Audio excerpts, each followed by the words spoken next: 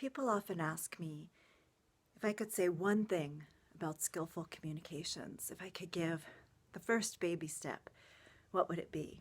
And you know what? It's actually really simple. The first thing about skillful communications is to recognize that you're trying to be skillful. I want to speak my mind. I don't want to hold back. I need to say my piece. I need to get this out. Yep. There's a lot of ways to be authentic. So that's really my answer. There's a lot of ways to be authentic. There's a lot of ways to say, could you pass the bread? Could you pass the bread? I'd like some bread. I'd like some bread. It's all the same message. The tones are different, the words are switched a little bit, and skillful communications is about being, guess what? Skillful. And I'll even say strategic.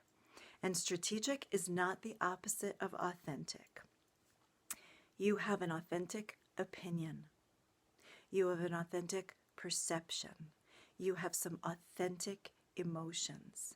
Opinion, perception, emotions. Write them all down. Get it all out. You with yourself in the most frank and unfiltered way. And if you want to be skillful, you're going to be using some tools and some strategies. What is the outcome you want? Yes, you want to be heard. You probably also want a solution to the problem. Likely, if it's a relationship you care about, you want a good relationship. Likely, if it's a relationship you're involved in all the time, you want a peaceful relationship. Your strategy has to be targeted to your goal. Your strategy has to be targeted to your goal, and your skills have to be tools. You can still be yourself. Being understood takes tools and strategies.